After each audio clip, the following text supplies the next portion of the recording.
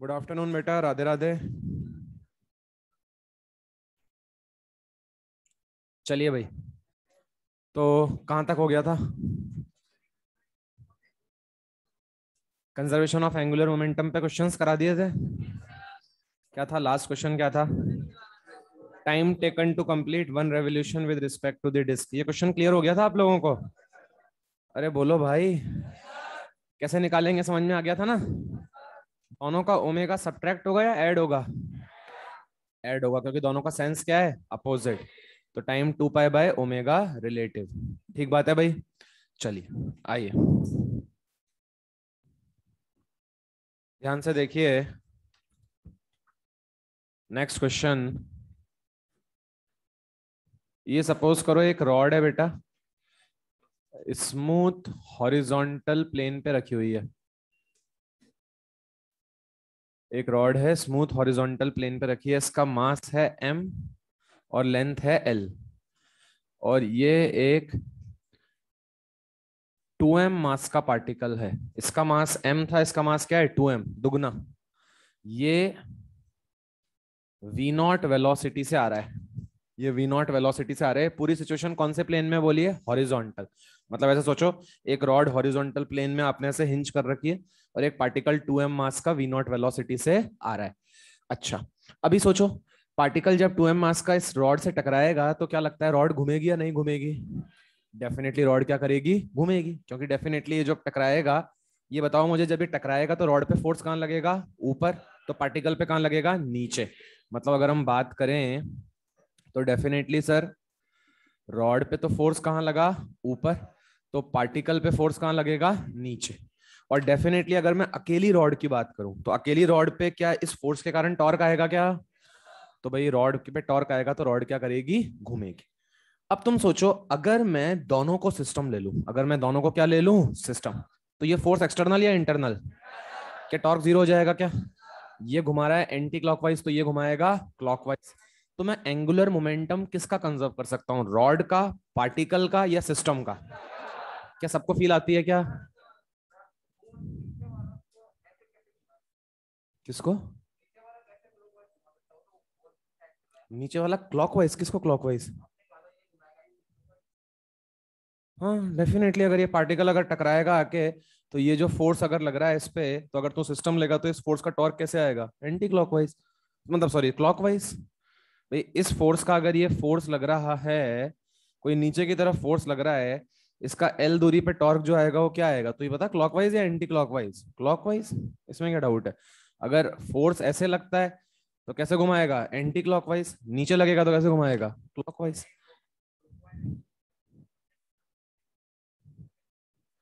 नहीं भाई, तुमने दोनों को क्या ले लिया है? सिस्टम।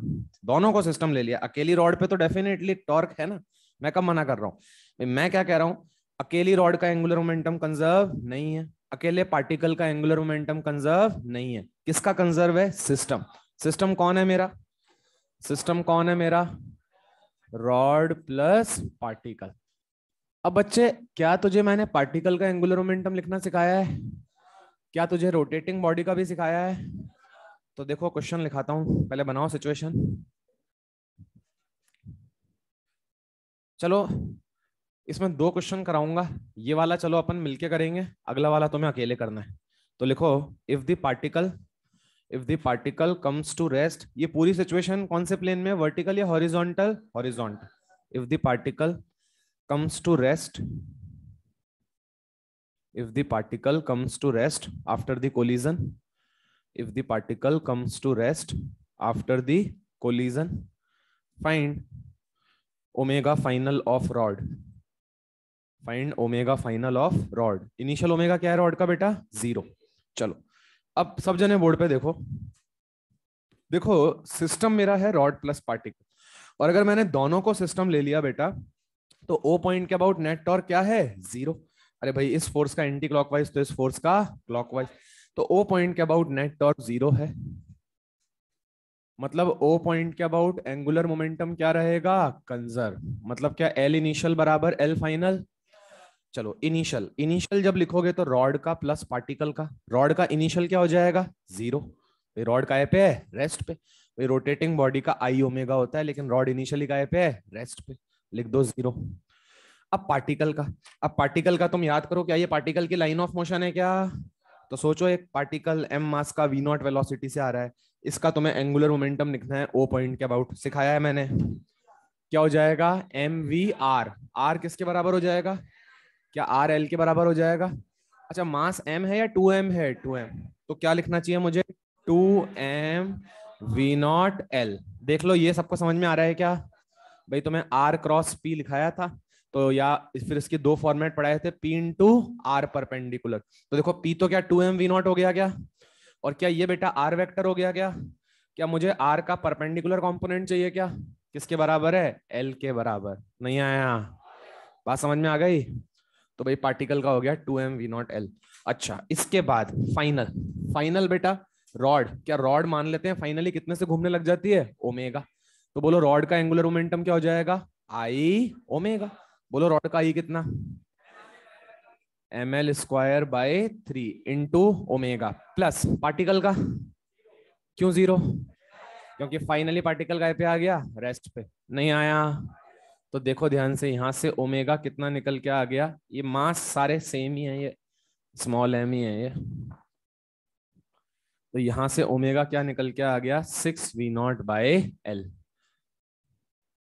6v0/l, ये आपका ओमेगा निकल के आ गया। सबको क्लियर तो हुआ ना? तो आपको कंसेप्ट जो समझना है वो ये समझना है कि भैया एंगुलर मोमेंटम ना कि अकेली रॉड का कंजर्व है, ना ही अकेले पार्टिकल का कंजर्व है। किसका कंजर्व है, सिस्टम का। अगर तुम अकेली रॉड को देखो तो उसका इनिशियल एंगुलर मोमेंटम क्या था, 0। अभी घूम रही है, घूम रही है मतलब अभी क्या है, आई ओमेगा। अभी क्या है, आई ओमेगा। पहले पार्टिकल को अगर तुम देखो तो उसका एंगुलर मोमेंटम क्या था, 2m v0l, 2m v0l। अभी रुक गया, क्या हो गया, 0। क्या पार्टिकल का एंगुलर मोमेंटम चेंज हुआ है, यस। क्या रॉड का एंगुलर मोमेंटम चेंज हुआ है, यस। लेकिन क्या सिस्टम का हुआ है, नो। बात समझ में आई? दे दो ऐसा क्वेश्चन एक और, लिखो। In the above question, in the above question, in the above question, if the particle sticks to the rod, in the above question, if the particle sticks to the rod after the collision, in the above question, if the particle sticks to the rod after the collision, find omega final of the system। सबको question समझ में आ गया ना? ये particle टकरा के चिपक जाएगा भाई, मतलब फाइनली रॉड के साथ पार्टिकल भी घूमेगा। सब जने करो अपने आप।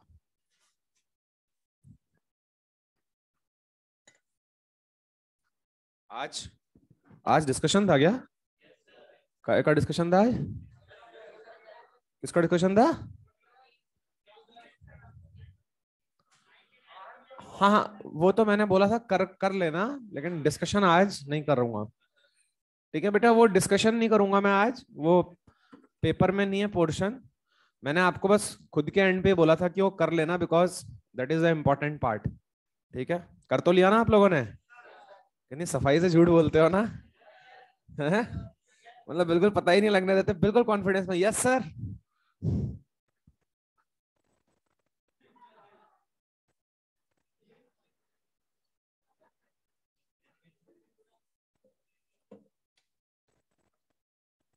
क्या हो गया भाई?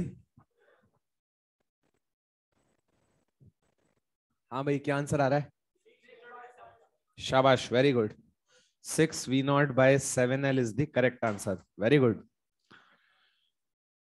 बच्चों बिल्कुल सिमिलर ही है, इनिशियल में तो कुछ चेंज होगा ही नहीं। अब फाइनल में अकेली रॉड घूम रही है, रॉड के साथ पार्टिकल भी घूमेगा। तो जब तुम आई ओमेगा लिखोगे तो आई रॉड का लोगे या रॉड प्लस पार्टिकल का लोगे? बस केवल ये चेंज होना है, बाकी सब कुछ क्या रहेगा, सेम। तो देखो आप, इनिशियल तो अभी भी रॉड का 0, पार्टिकल का 2m v0l। अब आओ फाइनल पे। अब फाइनल पे सर ये पार्टिकल चिपक गया इस पे जाके, तो अब सर रॉड भी घूम रही है और रॉड के साथ ये पार्टिकल भी घूम रहा है। तो अब जब आई तुम लिखोगे तो रॉड का तो कितना ml²/3, और इस पार्टिकल का कितना हो जाएगा, पार्टिकल का कितना हो जाएगा 2ml², 2ml²। तो बोलो क्या लिख दूं, ml²/3। ये किसका आई लिखा है, रॉड का। पार्टिकल का मास है 2m और दूरी कितनी है l, तो 2ml² इंटू ओमेगा। अरे तुम्हें समझ आता है, अगेन m और l कॉमन लेके क्या हो जाएंगे, कैंसिल। तो ओमेगा तुम्हारा आ जाएगा 6v0/7l।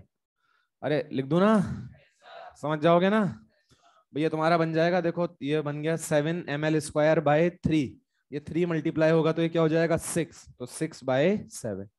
क्लियर हो गया सबको, हाँ बेटा।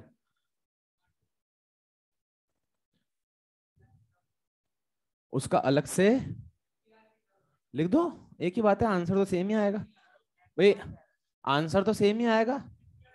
हाँ हाँ लिख देना, बात तो वही बनेगी भाई। तू इसका एंगुलर मोमेंटम जो है mvr से लिखना चाहता है, ठीक है। v किसके बराबर हो जाएगा, ओमेगा l के बराबर हो जाएगा। v किसके बराबर हो जाएगा, ओमेगा l, बात तो वही है भाई। व्हाट ही वाज सेइंग, ये कह रहा है कि सर देखो इनिशियल तो 2mv0l हो गया, अब फाइनल अगर मैं देखूं तो रॉड का तो ml²/3 इंटू ओमेगा प्लस, अब इस पार्टिकल का, तो पार्टिकल का क्या लिखना चाह रहा है तू, mvr।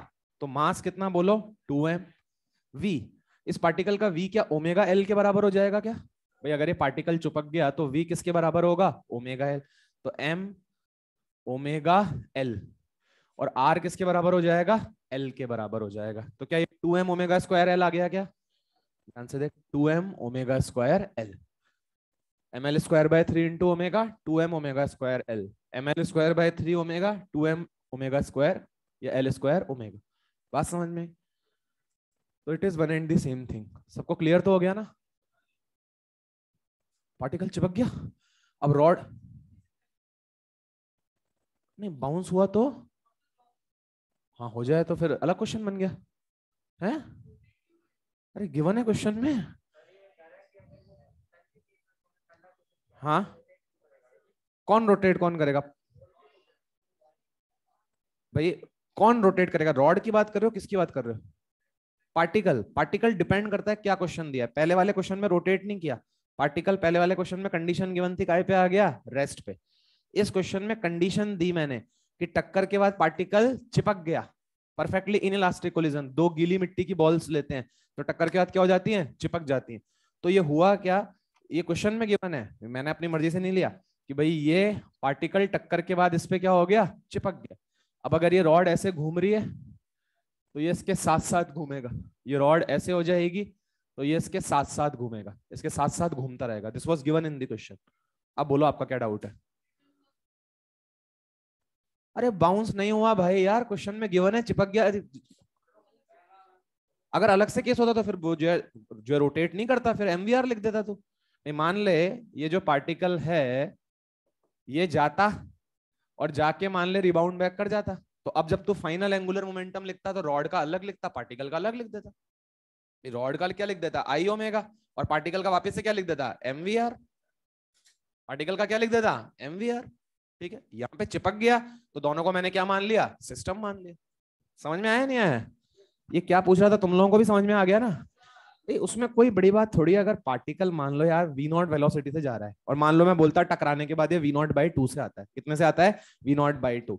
तो मुझे बताओ, अगर मान ले, मैं क्वेश्चन ही बना देता हूं, तुम लोग मुझे यही बताओ, मान ले ये आफ्टर टक्कर v0/2 से लौटता है, तो फाइनल एंगुलर मोमेंटम रॉड का क्या लिखोगे, रॉड का क्या लिखोगे, आई ओमेगा, मतलब क्या बन गया, ml²/3 इंटू ओमेगा। ये किसका हुआ, रॉड का। अच्छा अब पार्टिकल को ध्यान से देख, पार्टिकल का एंगुलर मोमेंटम देख, क्या mvr होगा क्या, m कितना 2m, v कितना v0/2, r कितना l। क्या तुम्हें समझ में आ रहा है, क्या क्या समझ में आ गया बेटा, क्लियर हो गया। तो कोई भी जो सिचुएशन गिवन होगी ना उसके अकॉर्डिंग हम लिख लेंगे, जो सिचुएशन गिवन होगी उसके अकॉर्डिंग हम लिख लेंगे। मैंने प्रीवियस सिचुएशन में ऐसे अलग से क्यों नहीं लिखा, उसका अलग से लिख के भी मैंने बताया, उस बच्चे ने पूछा तो मैंने अलग से लिख के ही बता दिया, आंसर क्या आएगा, सेम। लेकिन बेटर है जब दोनों एक ही सिस्टम बन चुके हैं, एक साथ ही घूम रहे हैं, तो दोनों का कंबाइंड आई लिख के ओमेगा से क्या कर दे, मल्टीप्लाई। क्लियर तो हो गया ना सबको, चलो तो भाई हेडिंग लिखें रोटेशनल काइनेटिक एनर्जी।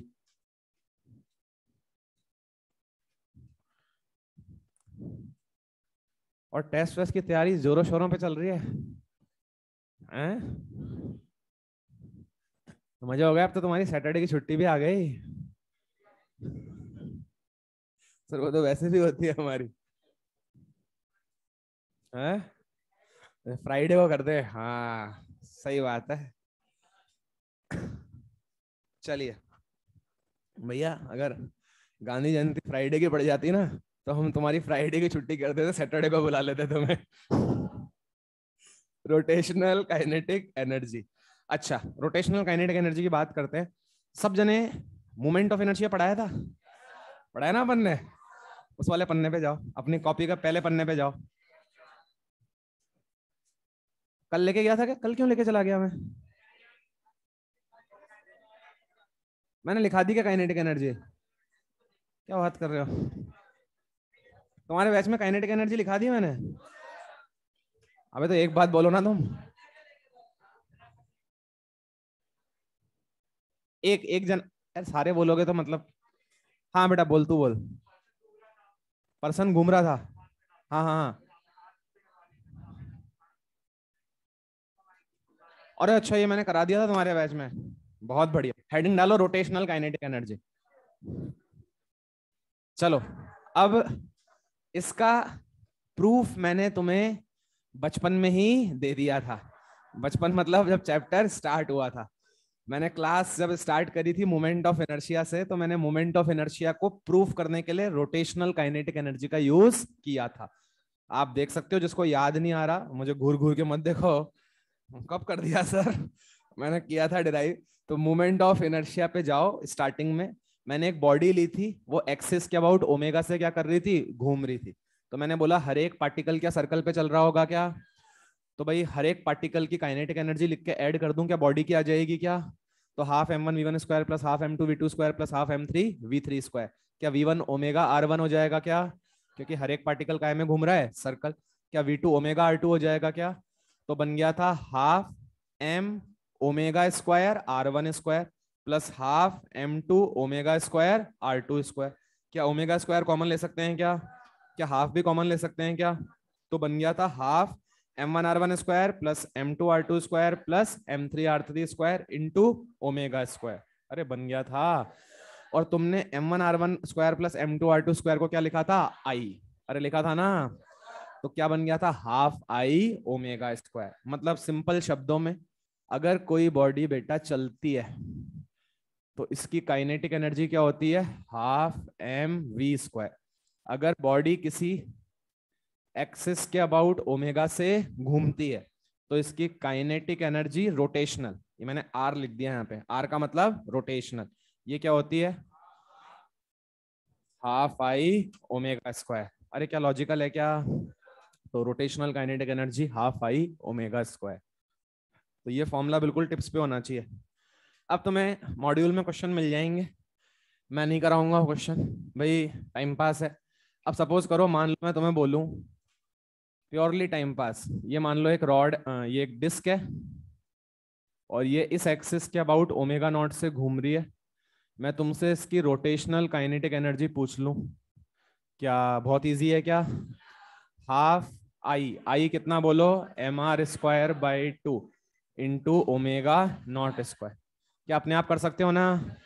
मतलब कितने भी क्वेश्चन बना सकते हो और तुम्हें दिख जाएंगे मॉड्यूल में। मान लो मैं तुम्हें एक रॉड ले लेता, मैं यहाँ पे एक रॉड ले लेता, ये रॉड सेंटर के अबाउट हिंज्ड है और ये ओमेगा नॉट से घूम रही है, मास एम लेंथ एल, बोलो क्या हो जाएगा, half M L square by 12 omega not square.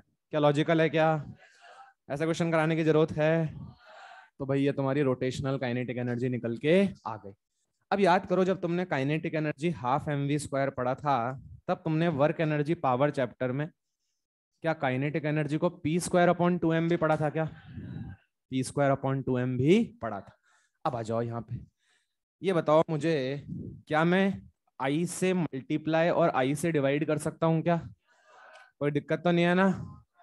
अच्छा, जब तुमने ऐसा करा तो ध्यान से देखो, क्या न्यूमरेटर में आई ओमेगा का होल स्क्वायर बन गया क्या, और क्या डिनोमिनेटर में 2i बन गया क्या। अब ध्यान से इस बॉडी में को देखो, आई ओमेगा क्या होता है, एल। आई ओमेगा क्या होता है, एल। तो ध्यान से देखो क्या बन गया, बोल दो, एल स्क्वायर अपॉन 2i। क्या this is rotational kinetic energy, जैसे वो होती थी पी स्क्वायर अपॉन 2m। ये क्या बन गई, बोलो बेटा, एल स्क्वायर अपॉन 2i। जैसे kinetic energy P square upon 2m होती थी, ये क्या हो जाएगी, एल स्क्वायर अपॉन 2i। क्या सबको समझ में आता है, ये फॉर्मूला भी हमें याद होना चाहिए। अच्छा, अब इस फॉर्मूले की इंपॉर्टेंस क्या है, देखो ध्यान से, अभी तुम्हें फील ही करा दूंगा पूरा। तुमने कही अभी अभी मुझे कि वो काइनेटिक एनर्जी मैंने उस पर्सन वाले क्वेश्चन में निकलवाई थी ना मैंने। जाओ उस क्वेश्चन पे जाओ, उस क्वेश्चन पे जाओ। वो जो पर्सन पहले अपने हाथों को ऐसे करके खड़ा था और फिर ऐसे कर लिया था, पहले क्या काइनेटिक एनर्जी 1000 आई थी क्या, लिख रखी है तुमने, और बाद में कितनी आई थी, 2000। बाद में कितनी आई थी, 2000। अच्छा, अब ध्यान से देख, काइनेटिक एनर्जी घटी थी या बढ़ी थी, उसने अपने जब हाथों को फोल्ड किया, आई घटा, तो काइनेटिक एनर्जी बढ़ी। अच्छा, जब उसने अपने हाथों को ऐसे फोल्ड किया तो क्या उसका एंगुलर मोमेंटम कंजर्व था क्या, डेफिनेटली, कोई टॉर्क तो था ही नहीं, तो एल क्या था, कंजर्व। तो ध्यान से देख, इस एक्सप्रेशन को देखना, kinetic energy L square upon 2i वाला जो एक्सप्रेशन है, मैं ये बोल रहा हूं कि if tau net is equals to 0, it implies L क्या हो जाएगा बच्चे, कांस्टेंट। अगर एल ही कांस्टेंट हो गया तो क्या रोटेशनल काइनेटिक एनर्जी आई के इनवर्सली प्रोपोर्शनल हो जाएगी क्या। भाई रोटेशनल काइनेटिक एनर्जी अगर ये ऊपर न्यूमरेटर को मैं कांस्टेंट कर दूं तो क्या ये इनवर्सली प्रोपोर्शनल टू आई हो जाएगी क्या। इसका मतलब समझते हो ना, आई बढ़ेगा तो घटेगी, और घटेगी तो बढ़ेगा। तो जब उस पर्सन ने अपने हाथों को ऐसे करा था, क्या आई कम हुआ था क्या, आई कम हुआ था तो काइनेटिक एनर्जी बढ़ी थी। आप देख सकते हो उसका मोमेंट ऑफ इनर्शिया 20 से कितना हो गया था, 10। मैंने डेटा दिया होगा आपको, 20 से कितना हो गया था, 10। तो क्या मोमेंट ऑफ इनर्शिया आधा हो गया क्या, 20 से 10 हो गया, मतलब क्या आधा हो गया क्या। तो काइनेटिक एनर्जी क्या हो जाएगी, डबल। काइनेटिक एनर्जी क्या हो जाएगी, डबल। पहले 1000 थी तो अब क्या हो जाएगी, 2000।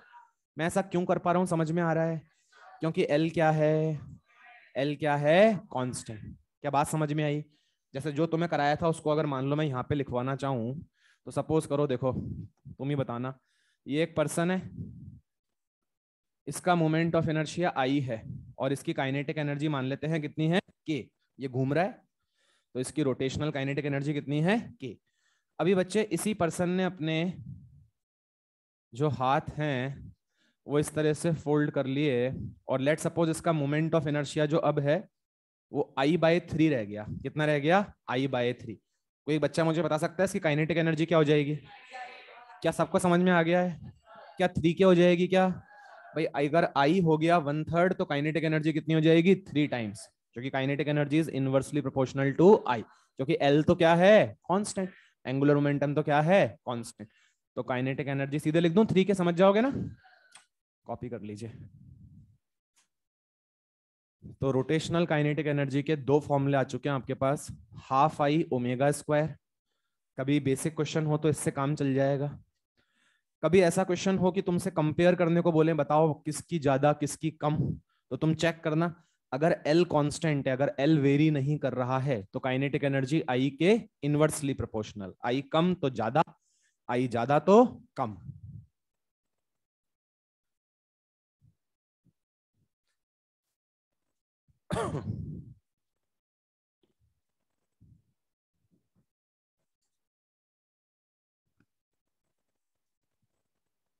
हाँ बेटा, हो गया।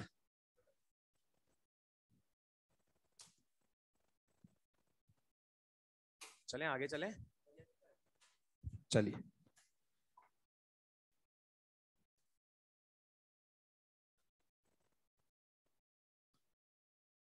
लिखे next heading, angular impulse.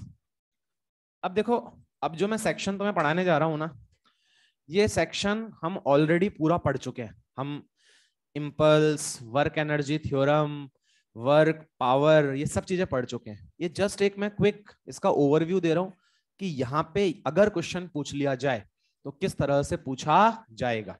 Means module में तुम्हें ऐसा कोई क्वेश्चन नहीं मिलेगा इन पे बेस्ड, लेकिन इसको पढ़ने में कोई बुराई नहीं है, क्योंकि तुमको मैं बहुत जल्दी से सारी चीजें समझा सकता हूं क्योंकि मैं ऑलरेडी तुम्हें सारी बातें पढ़ा चुका हूं। तो लिखो हेडिंग एंगुलर इंपल्स।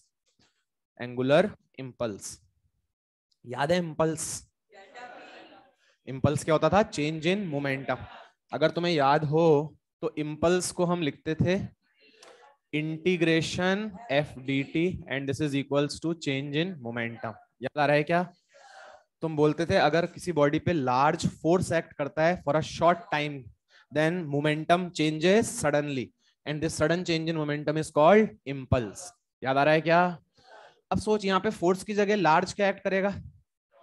यहाँ फोर्स की जगह लार्ज क्या एक्ट करेगा? टॉर्क। तो if a large torque acts on a body for a short interval of time तो चेंज इन मोमेंटम आएगा या एंगुलर मोमेंटम? भाई टॉर्क लगता है तो क्या चेंज होता है? Angular momentum. टाउ बराबर डीएल बाय dt। क्या बात समझ में आई? तो बस एफ की जगह क्या आ जाएगा? टाउ। डेल्टा पी की जगह डेल्टा एल। क्या समझ में आता है? लिखो। एंगुलर इंपल्स का सच कोई सिंबल नहीं होता है। तुम एंगुलर इंपल्स को एंगुलर इंपल्स ही लिख दो क्योंकि आई ऑलरेडी बहुत सारी चीजों के लिए ले रखा है हमने। आई हमने मोमेंट ऑफ इनर्शिया के लिए ले रखा है, आई हमने इंपल्स के लिए ले रखा है, आई हम करंट के लिए ले लेते हैं। तो इसलिए एंगुलर इंपल्स को एंगुलर इंपल्स ही रहने दो, ठीक है? तो आप एंगुलर इंपल्स ही लिख दो उसको।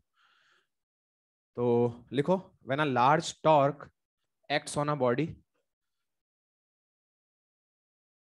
When a large torque acts on a body for a short interval of time,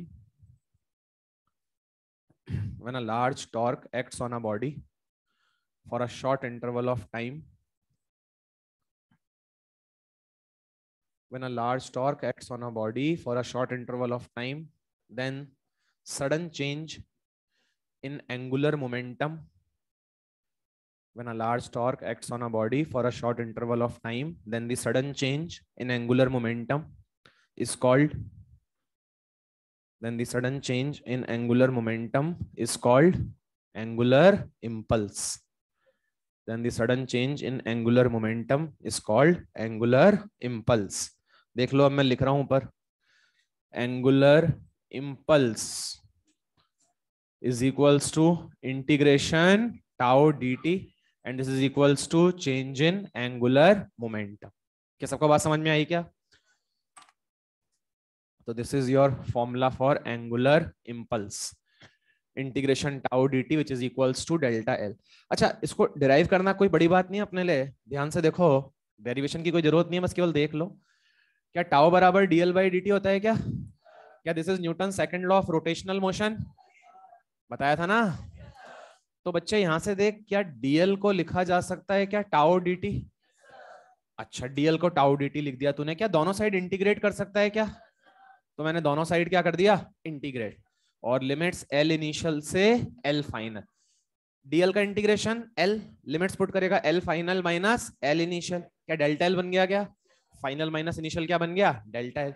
तो डेल्टा एल किसके बराबर आ गया? बोल, इंटीग्रेशन टाउ dt। तो एंगुलर इंपल्स को डिफाइन किया गया इंटीग्रेशन टाउ dt और इंटीग्रेशन टाउ dt किसके बराबर आ रहा है? Delta L. तुम्हें समझ में आया? पक्का? अच्छा, और देखो ध्यान से देखो। अब देखो ध्यान से, तुमने बोला बेटा delta L is equals to integration tau dt। अब ये इंटीग्रेशन टाउ dt में अगर टाउ टाइम का फंक्शन होगा, मतलब टॉर्क क्या कर रहा है? वेरी कर रहा है। उसको मैं इंटीग्रेशन से बाहर निकाल नहीं सकता। जैसे मान ले मैं तुझसे बोलता कि मुझे चेंज इन एंगुलर मोमेंटम बताओ in 2 seconds if tau is equals to 2t। मैंने टॉर्क दे दिया, टॉर्क किसका फंक्शन है? टाइम का। और मैं तुमसे पूछ रहा हूं बताओ एंगुलर मोमेंटम में कितना चेंज आया? क्या तुम कर सकते थे क्या? क्या आंसर इंटीग्रेशन 2t dt होगा क्या? मतलब क्या t स्क्वायर हो जाएगा क्या? क्या लिमिट 0 से 2 क्या 4 आ जाएगा? बात समझ में आई? तूने टाउ को क्या रख दिया? 2t। अब मैं तुमसे बोल रहा हूं कि ये तो ठीक है, टॉर्क वेरिएबल था, तुम्हारा टॉर्क किसका फंक्शन था? टाइम का। अगर मान ले टॉर्क कांस्टेंट है तो क्या उसको इंटीग्रेशन से बाहर निकाल सकता हूं क्या? If tau is equals to constant, तो बच्चे देखना, तो मैं लिख सकता हूं क्या delta L is equals to tau times integration dt। तो बेटा इंटीग्रेशन dt क्या डेल्टा टी बन जाएगा? टी इनिशियल से T final minus T initial is delta T. तो ध्यान से देखना, डेल्टा एल क्या टाउ डेल्टा टी आ जाएगा क्या? तो बेटा टाउ किसके बराबर आ गया? Delta L by delta T. अब देख, याद कर, तूने क्या वहां पे एफ एवरेज बराबर delta P bye delta T नाम की कोई चीज पढ़ी थी क्या? तूने न्यूटन्स लॉज ऑफ मोशन में क्या F average delta P by delta T नाम की चीज पढ़ी थी क्या? एफ एवरेज मतलब अगर हम फोर्स को क्या अज्यूम कर लें, कांस्टेंट, अगर उसको हम अज्यूम कर लें कांस्टेंट है तो एफ एवरेज क्या आता था, delta P by delta T. तो अगर टॉर्क कांस्टेंट हुआ, अगर टॉर्क क्या है, constant, if tau is constant, तो बेटा टाउ किसके बराबर आएगा बोलिए, delta L by delta T. क्या बात समझ में आई क्या? कि delta L by delta T मैं कब लिख सकता हूं, जब टाउ क्या होगा, कांस्टेंट। अगर कांस्टेंट नहीं होगा तो क्या मैं इसको इंटीग्रेशन से बाहर निकाल सकता हूं क्या? नहीं। तो मैं समझ में आया? तो देखो अपने पास क्या क्या याद रखने लायक चीजें हो गई। एक तो ये कि angular impulse integration tau D T बराबर डेल्टा एल, और एक हमारे पास हो गया सर अगर टाउ कांस्टेंट होगा तो I can write tau vector as delta L by delta T.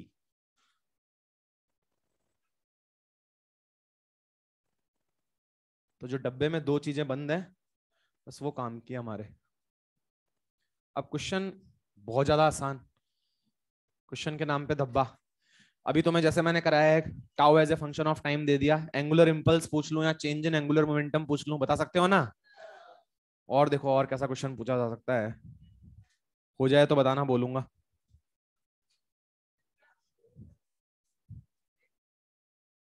एक सेकंड तो हो गया।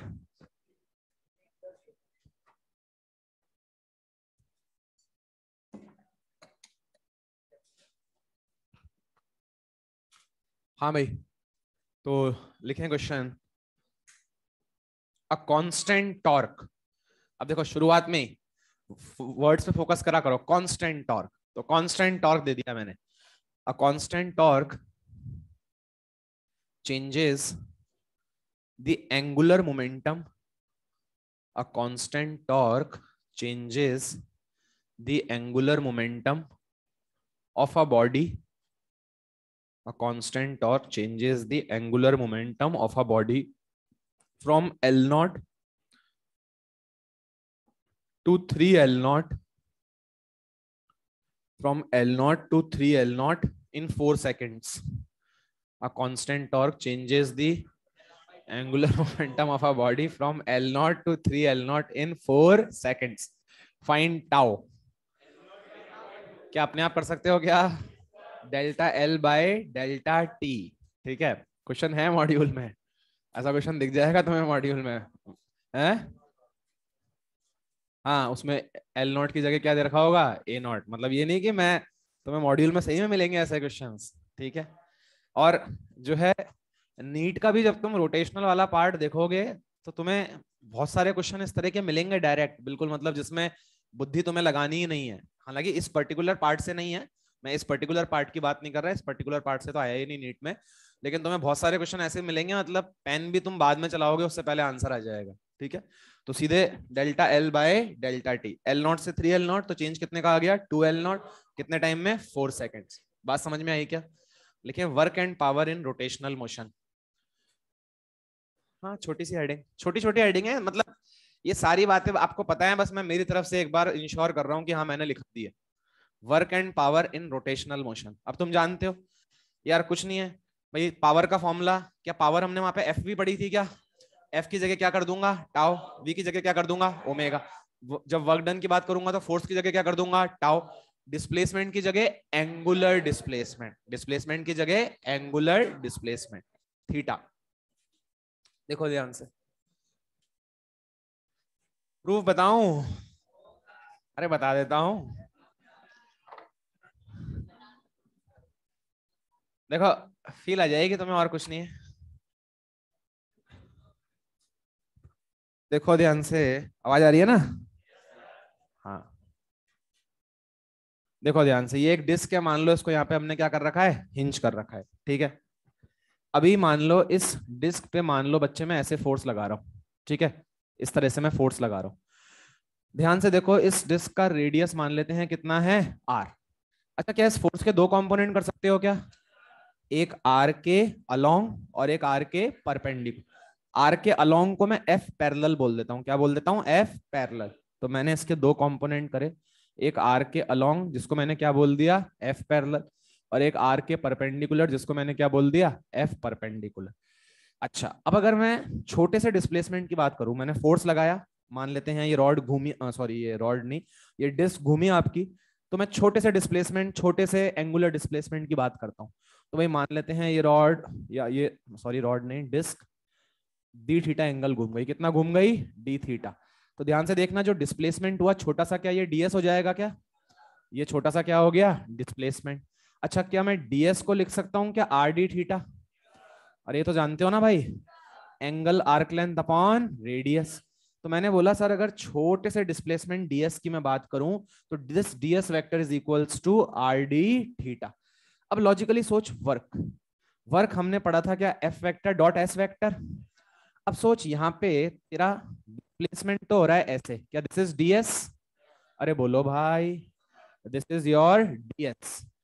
और ध्यान से देखो, तुम्हें फोर्स दिख रहा होगा, एक तो तुम्हें दिख रहा होगा ये वाला जिसको तुम एफ पैरेलल बोल रहे हो, और एक तुम्हें दिख रहा होगा ये वाला जिसको तुम एफ परपेंडिकुलर। कौन सा कंपोनेंट वर्क करेगा, पैरेलल वाला करेगा। पैरेलल का एंगल क्या है 90, 90 डिग्री होता है, तो वर्क क्या होता है, जीरो। नहीं पढ़ाया था, कुली के सिर पे सामान रख दो, नॉर्मल का वर्क डन क्या होता था, जीरो, क्योंकि नॉर्मल का डिस्प्लेसमेंट से एंगल क्या होता था 90। लॉजिकल है ना। तो अगर मेरे को वर्क लिखना है, इस छोटे से डिस्प्लेसमेंट का वर्क बहुत बड़ा होगा या छोटा होगा, छोटा, डी डब्ल्यू। तो बच्चे इस छोटे से डिस्प्लेसमेंट का जो वर्क होगा, मुझे बता दे वो क्या हो जाएगा, बता क्या हो जाएगा, एफ परपेंडिकुलर डीएस। क्या सबको फील आ रही है क्या? तो इस छोटे से डिस्प्लेसमेंट का वर्क हो गया एफ परपेंडिकुलर डीएस। अच्छा, क्या छोटे से डिस्प्लेसमेंट की बात करिए तो क्या वर्क भी छोटा सा होगा, इसलिए मैंने क्या लिख दिया, डी डब्ल्यू। अच्छा, ये बता मुझे डीएस को क्या लिख सकते हैं बच्चे, डीएस को क्या लिख सकते हैं, आर डी थीटा। अब ध्यान से देख, एफ परपेंडिकुलर इंटू आर को देख के कुछ चमका, एफ परपेंडिकुलर इंटू आर को देख के कुछ चमका, टाउ। ये क्या बन गया, टाउ। क्या ये टाउ डी थीटा हो गया क्या? तो डी डब्ल्यू किसके बराबर आ गया, टाउ डी थीटा। अच्छा, ये टोटल वर्क डन आ गया या छोटे से डिस्प्लेसमेंट का वर्क है? अगर टोटल वर्क डन चाहिए क्या इंटीग्रेट करना पड़ेगा? तो भाई इंटीग्रेटिंग बोथ साइड, तो देखना तो क्या वर्क डन का formula integration tau D theta हो गया क्या? और अगेन सेम कहानी, अगर टॉर्क क्या होगा बच्चे बोल, कांस्टेंट। क्या बाहर निकाल सकता हूं क्या, इफ टाउ इज कांस्टेंट, तो तुम्हारा वर्क डन क्या हो जाएगा, टाउ इंटीग्रेशन डी थीटा। और इंटीग्रेशन डी थीटा को क्या डेल्टा थीटा बोल सकता हूं क्या? तो टाउ इंटू एंगुलर डिस्प्लेसमेंट, जो हमने पहले बोला था, tau into angular, what is delta theta, angular displacement. क्या बात समझ में आई क्या? This is the process, this is the work done. अब तुम्हारी मर्जी है, तुम्हें प्रूफ कॉपी करना है करो, वरना ये फॉर्मूला है इंटीग्रेशन टाउ डी थीटा। और अगर टॉर्क कांस्टेंट होगा तो तुम बाहर निकाल सकते हो, जैसे वहां पे भी तुम्हें याद हो तो तुम लिखते थे work done integration F D S, क्योंकि फोर्स वेरिएबल हो सकता है, पक्की बात है। और अगर फोर्स कांस्टेंट होता था तो तुम फिर लिख देते एफ डॉट एस, अरे यही करते थे ना।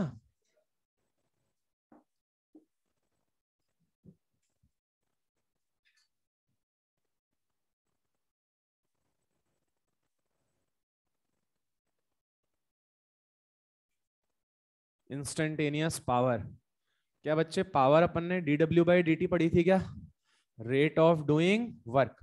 अच्छा, डी डब्ल्यू को देख क्या मैं यहाँ से टाउ डी थीटा लिख सकता हूँ क्या? तो मैं डी डब्ल्यू को लिख रहा हूँ टाउ डी थीटा।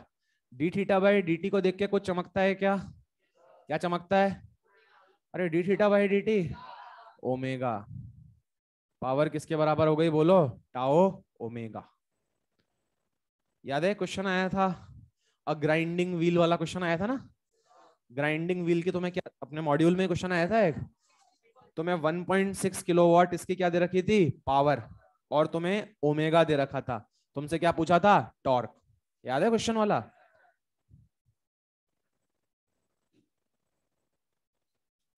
तो भाई हमने अब वर्क निकालना सीख लिया है, पावर निकालनी सीख लिया है।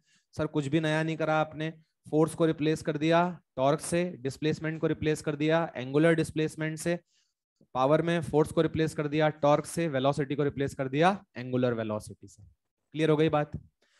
अब लॉजिकली सोचो, यहाँ पे अगर वर्क एनर्जी थ्योरम की बात करें तो यहाँ बच्चे बॉडी तेरी ट्रांसलेट कर रही है, रोटेट कर रही है, रोटेट। तो जैसे वहां पे net work done change in kinetic energy था, यहाँ पे change in change in rotational kinetic energy, because यहाँ काइनेटिक एनर्जी किस फॉर्म में है, रोटेशनल काइनेटिक एनर्जी की फॉर्म में। तो एक बार कॉपी करो, फिर लिखाता हूँ वर्क एनर्जी थ्योरम।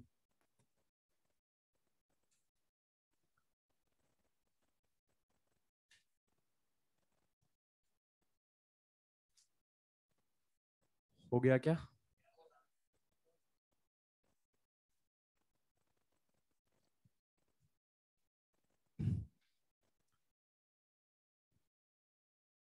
प्रूफ जिसका पॉसिबल होता है मैं तुम्हें करके इसलिए बता देता हूँ, थोड़ी सी बस तुम्हारे फील जनरेट हो जाए, और कोई बात नहीं। ठीक है, अब ऐसा भी नहीं है हर चीज के प्रूफ पॉसिबल भी नहीं है, अपने लेवल पे जो चीज पॉसिबल होती है, जो अपने को समझ में आ जाएगी, वो अपन देख लेते हैं। ठीक है, चलिए लिखे next.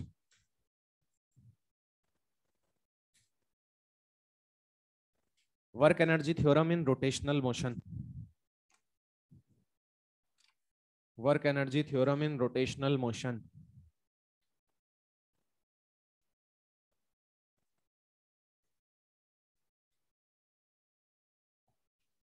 Work energy theorem in rotational motion.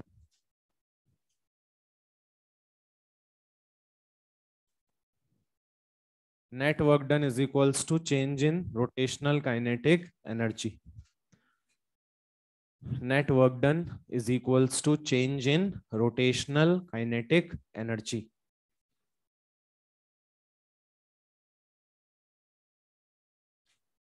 तो याद करो, जैसे वहां पे तुम क्वेश्चन करते थे, मान लो मैं तुम्हें पार्टिकल की इनिशियल वेलोसिटी दे दूं, तुम्हें पार्टिकल की फाइनल वेलोसिटी दे दूं, तुमसे नेट वर्क डन पूछूं, क्या निकाल सकते थे? क्या क्या तुम चेंज इन काइनेटिक एनर्जी निकाल लेते थे क्या? यहाँ वेलोसिटी की जगह क्या दूंगा मैं? ओमेगा। भाई इनिशियली ये ओमेगा था, फाइनली हम ये ओमेगा चाहते हैं, तो हमें कितना वर्क करना पड़ेगा इसके ओमेगा को ये से ये करने में? क्या तुम्हें बात समझ में आई? अच्छा, ओमेगा की ऐसा यूनिट क्या होती है? रेडियन पर सेकंड। अब मान लिया अगर मैं तुम्हें आरपीएम में दे दूं, क्या आरपीएम को रेडियन पर सेकंड में कन्वर्ट करना आता है? इंटू 2π/60। आरपीएम को कैसे कन्वर्ट करते हैं रेडियन पर सेकंड में? 2π/60 रेवोल्यूशंस पर मिनट। तो एक रेवोल्यूशन में 2π, और एक मिनट मतलब 60 सेकंड, तो इंटू 2π/60। क्या लॉजिकल है क्या? एक क्वेश्चन दूं, सपोज करो ये एक रॉड है, ये यहाँ पे ऐसे हिंज्ड है, इस रॉड का मास है मान लो 10 kg, लेंथ है 1 मीटर। अभी ये 30/π RPM से घूम रही है, इतने ओमेगा से ये घूम रही है, और तुम्हें इसका ओमेगा करना है 60/π RPM। तुम चाहते हो इसका ओमेगा 60/π RPM हो जाए, तो तुम्हें इसकी काइनेटिक एनर्जी बढ़ानी है। काइनेटिक एनर्जी बढ़ानी है मतलब तुम्हें क्या करना पड़ेगा? वर्क करना पड़ेगा। तो क्वेश्चन यही है, बनाओ मैं लिखाता हूं question.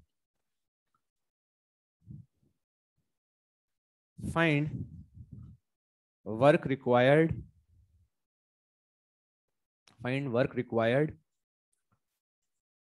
To increase its omega, find work required to increase its omega from 30/π RPM to 60/π RPM।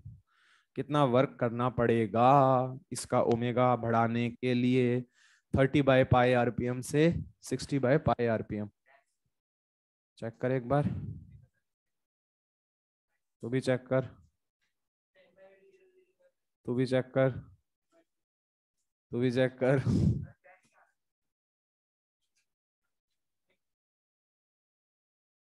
Pen नहीं आएगा यार।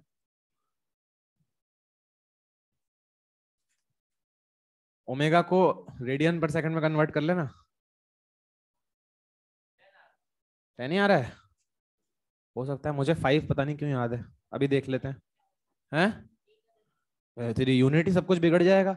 Half I omega square cancel ही नहीं होंगे टर्म्स भाई, वो तो तूने आरपीएम ले लिया, आरपीएम तो इंडस्ट्रियल लैंग्वेज है भाई। अभी अभी क्या होता है कि तेरा हाफ आई ओमेगा स्क्वायर जब तू लिखता है, तो आई क्या होता है बेटा? केजी मीटर स्क्वायर, और ओमेगा क्या होता है तेरा? रेडियन पर सेकंड। तो रेडियन स्क्वायर पर सेकंड स्क्वायर, तो यहां से तेरी एसआई यूनिट बनती है जूल। फिर अगर तू वो ले लेगा तो फिर वो जूल नहीं बनेगा, कुछ और ही बन जाएगा। ठीक है, 5 आएगा ना? अरे तुम्हें हो तो रहा है ना तुमसे, इससे आसान ना कुछ बना ना बन सकता भाई। Simple, net work done change in rotational kinetic energy, formula पता है ना? Half I omega square. I कितना होगा? आई कितना होगा? ml² /3। अब तू ओमेगा इनिशियल निकाल ले, 30/पाई इंटू क्या करूं बोलना बेटा, 2π/60। तो देख यहां से कितना बन गया, 1 रेडियन पर सेकेंड। हाँ भाई यहाँ पे देखना, तो अगर वो 30/π1 है तो ये कितना हो जाएगा 2। तो हम इसका ओमेगा, ये 1 से ऑलरेडी घूम रहा था, तुम चाहते हो इसका ओमेगा बढ़ जाए, कितना हो जाए 2 हो जाए, तो डेफिनेटली तुम्हें वर्क करना पड़ेगा। कितना वर्क करना पड़ेगा, change in the rotational kinetic energy, half I omega final का स्क्वायर माइनस ओमेगा इनिशियल का स्क्वायर। देख लो समझ में तो आ रहा है ना। हाफ आई क्या ml²/3 है क्या, मास कितना दे रखा है मैंने 10, तो 10 × 1 का स्क्वायर/3 इंटू ओमेगा फाइनल का स्क्वायर 2 का स्क्वायर ओमेगा इनिशियल का स्क्वायर 1 का स्क्वायर। 4 - 1 3, 3 3 कैंसिल, 2 5 जा, तो वर्क डन कितना आ गया 5 joule. 5 joule of work is required to increase the omega from this much to this much. Got the concept.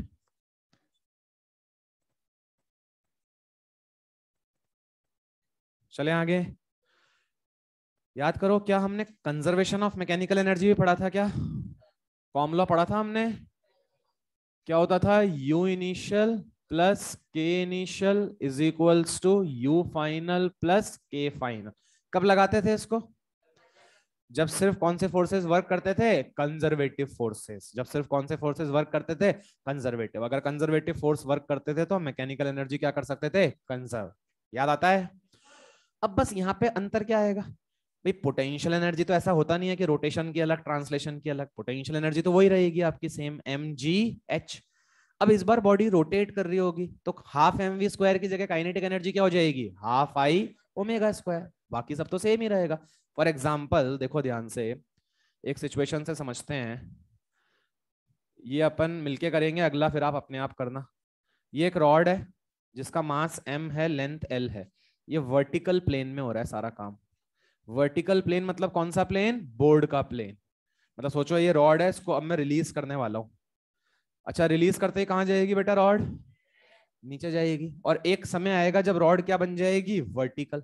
जब रॉड वर्टिकल होगी उस समय तक रॉड ने कुछ ओमेगा गेन कर लिया होगा या ओमेगा 0 ही होगा, पक्की बात है भाई। अभी ओमेगा 0 है, जब नीचे पहुंच जाएगी तब तक क्या कुछ ओमेगा आ गया होगा क्या। तो भाई कुछ समय के बाद आपकी रॉड लेट सपोज ऐसी हो जाती है, वर्टिकल हो जाती है, और इस समय तक क्या रॉड ने बच्चे कुछ ओमेगा गेन कर लिया है क्या। अब मान ले मुझसे ओमेगा ही पूछा है, क्या पूछा है मुझसे, ओमेगा। मैं लिखा दूंगा क्वेश्चन, डोंट वरी। तो भाई when the rod becomes vertical find the omega. अब सोच इस रॉड पे अगर हम फोर्सेस देखें तो क्या बच्चे mg लग रहा है क्या, mg कैसा फोर्स है, कंजर्वेटिव। अच्छा क्या हिंज फोर्सेस भी लगेंगे क्या, यस। अब लेकिन लॉजिकली सोच, ये जो हिंज फोर्स लगेंगे, हिंज इस फोर्सेस इस वाले पॉइंट पे लग रहे हैं, Fx और Fy। तो ये जिस पॉइंट पे हिंज फोर्स लग रहे हैं, क्या इसका डिस्प्लेसमेंट हो रहा है क्या, जिस पॉइंट पे हिंज फोर्स लग रहे हैं क्या इसका डिस्प्लेसमेंट हो रहा है क्या, नहीं हो रहा। तो याद कर वर्क में क्या लिखा है था, force into displacement of point of application of force. कुछ याद आता है, किसका डिस्प्लेसमेंट होता था, point of application of force. तो जिस पॉइंट पे फोर्स लग रहा है क्या उसका डिस्प्लेसमेंट हुआ क्या, नहीं, वो तो रेस्ट पे है। मतलब हिंज फोर्स का वर्क क्या हो गया, 0। क्या सिर्फ mg वर्क कर रहा है क्या, और mg क्या अपना दोस्त है क्या, mg कंजर्वेटिव है या नहीं है। तो क्या मैकेनिकल एनर्जी कंजर्व कर सकते हैं क्या। तो initial potential plus initial kinetic बराबर final potential plus final kinetic. अब जब तुम काइनेटिक लिखोगे तो काइनेटिक क्या लिखोगे, हाफ mv² या half I omega square, half I omega square. बस ये चेंज आ रहा है। आओ देखो करते हैं इसको अपन, ये हटा दूं, कॉपी हो गया। देखो ध्यान से, अब पोटेंशियल एनर्जी लिखने के लिए बच्चे क्या रेफरेंस लेवल रिक्वायर्ड होता है क्या। मैं तो कह रहा हूँ रॉड को जहां से रिलीज करा है वहीं पे क्या मान लो, रेफरेंस।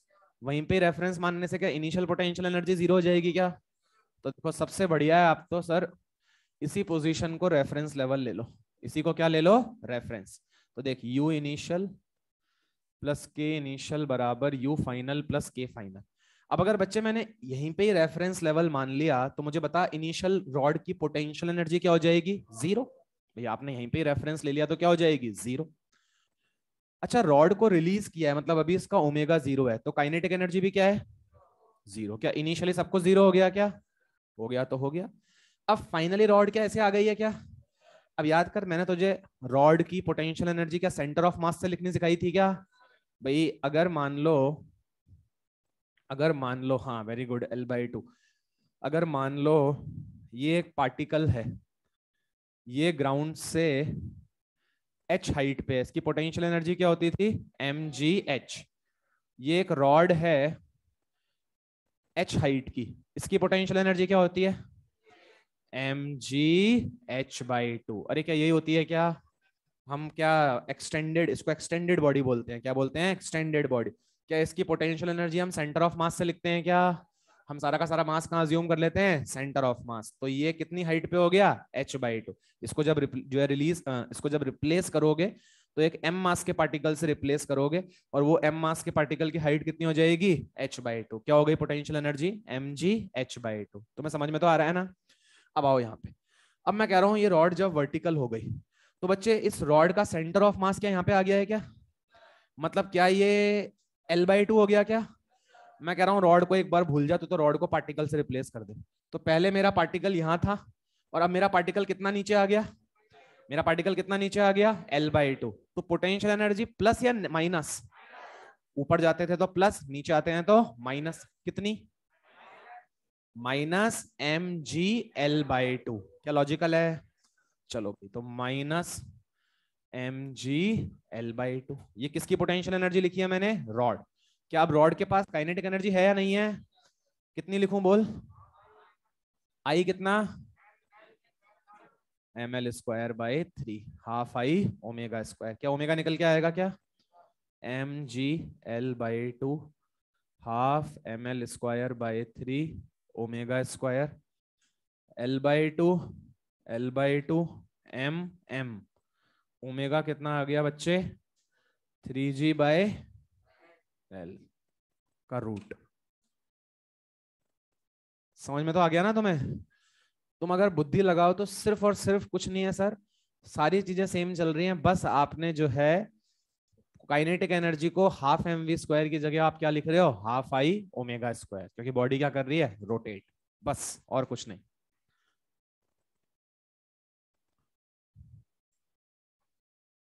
अरे भैया समझ तो आ रहा है ना तुम्हें। अच्छा अभी मान लो इसी क्वेश्चन में वेरिएशन लाना हो मुझे, अभी मैंने अकेली रॉड दी थी, अभी मान लो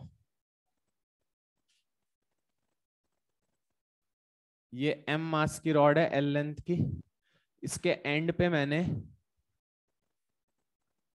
छल्ला नहीं पार्टिकल ही चिपका दिया, एक m मास का मैंने क्या कर दिया, पार्टिकल चिपका दिया, छल्ला तो गिर जाएगा, ठीक है।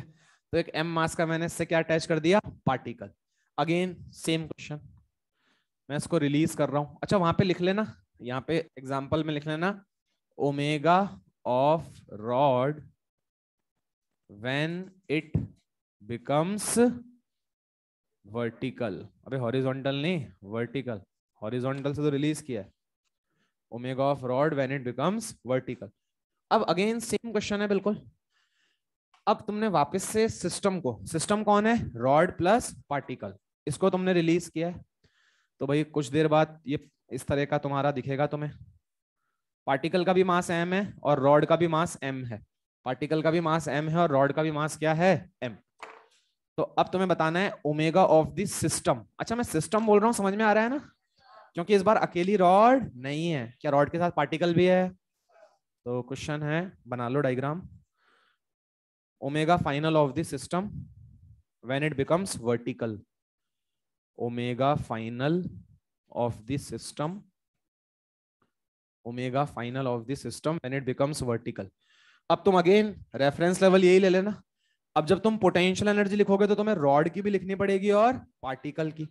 ऐसे ही काइनेटिक एनर्जी जब लिखोगे तो तुम ½ I ω² में जो आई लिखोगे वो अकेली रॉड का लोगे या पार्टिकल का भी लोगे, क्योंकि अकेला रॉड नहीं घूम रही भाई, रॉड के साथ पार्टिकल भी घूम रही है, घूम रहा है।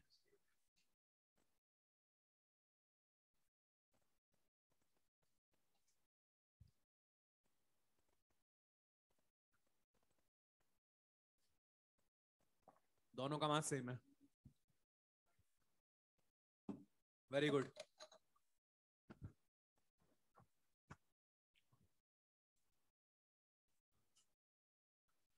अरे ये सेकंड वाली रो में एक बालक बैठता था, आज दिख नहीं रहा, बीमार है, हाँ? वो बुखार आ गया था।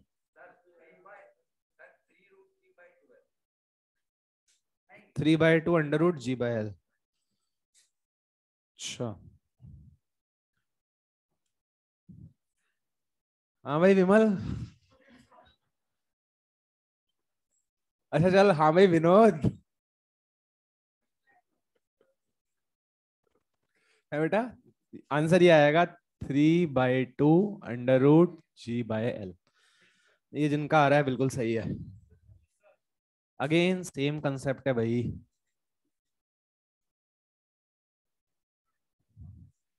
क्या इसी को रेफरेंस लेवल ले लूं क्या? अभी बताओ, अगर इसी को रेफरेंस लेवल ले लूंगा तो इनिशियली रॉड की पोटेंशियल एनर्जी जीरो, पार्टिकल की भी potential energy zero, kinetic energy zero. तो इनिशियली तो सब कुछ जीरो। अब फाइनल रॉड की पोटेंशियल एनर्जी, तो रॉड का सेंटर ऑफ मास क्या है, L/2 पे होगा क्या?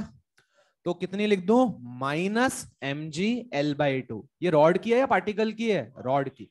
और पार्टिकल कितना नीचे आ गया, L। तो -mg L। पार्टिकल का क्या हो जाएगा, -mg L। बच्चा समझ तो आ रहा है ना? रॉड L/2 नीचे आई और पार्टिकल कितना नीचे आया, L। प्लस काइनेटिक एनर्जी, क्या काइनेटिक एनर्जी दोनों की एक साथ ही लिख दूं क्या? क्योंकि अकेली रॉड तो घूम नहीं रही, क्या रॉड के साथ पार्टिकल भी घूम रहा है क्या? तो हाफ आई ओमेगा स्क्वायर। अब आई किसका लूं, रॉड का, पार्टिकल का है, दोनों का? तो हाफ रॉड का कितना बोलो, ml²/3। पार्टिकल का कितना, ml² इंटू ओमेगा स्क्वायर। सही लिखा है ना मैंने? 3mg L/2 half 4ml²/3 into omega square. ये 2 2 mm L। तो ओमेगा स्क्वायर अगर तुम देखो तो क्या आ जाएगा, 9g/4l। तो यहां से तुम्हारा ओमेगा किसके बराबर निकल के आ गया, 3/2 अंडर रूट g/l। क्या समझ आई क्या बात? पक्का? तो ये छोटे छोटे से टॉपिक्स हैं जो हम ऑलरेडी जानते हैं, बस एक बार आपको मैंने बता दिया कि हाँ यहाँ पे इस तरह से अप्लाई होते हैं। ठीक है बेटा, चलिए। अब इसके बाद अपने को अगला चैप्टर चालू करना है, ग्रेविटेशन। लेकिन उससे पहले रोलिंग मोशन बाकी है। ठीक है। अब मुझे ग्रेविटेशन के अंदर थोड़ा सा एंगुलर मोमेंटम की जरूरत पड़ेगी।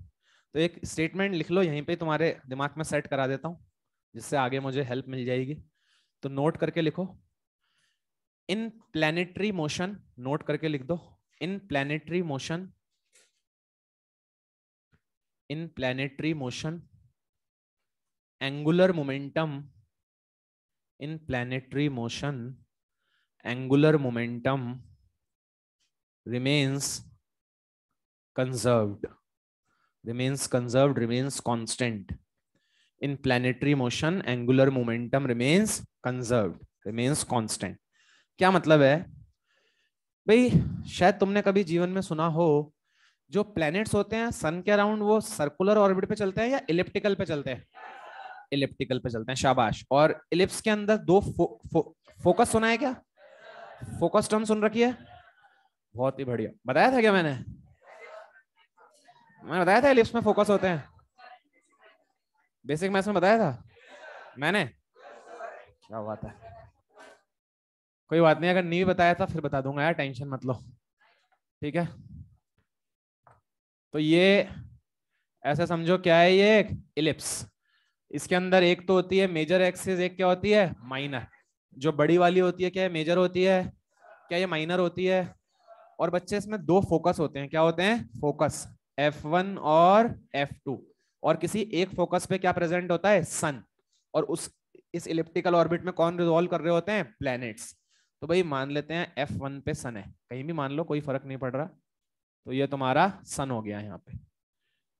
अब बच्चे लॉजिकली सोच, मैं क्या बोल रहा हूँ, प्लैनेटरी मोशन में एंगुलर मोमेंटम क्या रहता है, कंजर्व। क्यों, ध्यान से दे। सपोज कर अभी प्लैनेट यहाँ पे होगा, अगर मान ले प्लैनेट अभी कहाँ पे है, यहाँ पे। तो अगर प्लैनेट यहाँ पे है तो क्या सन प्लैनेट पे ग्रेविटेशनल फोर्स लगा रहा होगा क्या? भाई सन जो होगा वो प्लैनेट पे क्या ग्रेविटेशनल फोर्स लगा रहा होगा? अच्छा, वो जो ग्रेविटेशनल फोर्स लगेगा क्या बच्चे, वो इस डायरेक्शन के अलोंग लगेगा क्या? अरे बोल दो भाई। तो डेफिनेटली ये फोर्स जो लगेगा वो इस डायरेक्शन के अलोंग लगेगा। इस फोर्स का टॉर्क अबाउट दिस पॉइंट क्या आएगा? इस फोर्स का टॉर्क अबाउट दिस पॉइंट क्या आएगा? क्यों 0? क्योंकि लाइन ऑफ मोशन यहीं से, लाइन ऑफ एक्शन यहीं से ही क्या कर रही है? पास। तो बोल अगर नेट टॉर्क 0 तो एंगुलर मोमेंटम क्या रहेगा? कंजर्व। तो भाई यही लिखाया है तुझे कि प्लैनेटरी मोशन में एंगुलर मोमेंटम क्या रहता है? कंजर्व। मैं वहां पे यूज करूंगा, मैंने अभी बता दिया है तुम्हें, याद रहेगा ना? क्यों कंजर्व हो रहा है समझ में आ रहा है? इसको अगर मैं ओ पॉइंट बोल दूं तो tau net about point O क्या हो जाएगा? 0।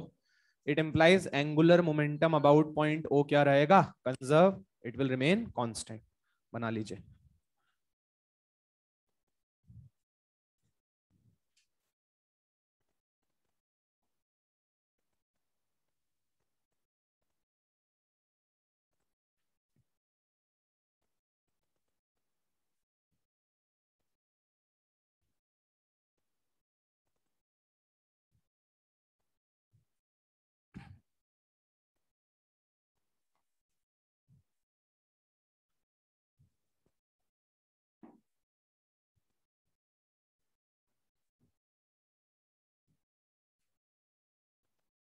अब क्या है ना, देखो ये सारी बातें तुम्हें पता होंगी ना, तो ऐसा खटाखट खटाखट तुम्हें दिमाग में चीजें सेट होंगी।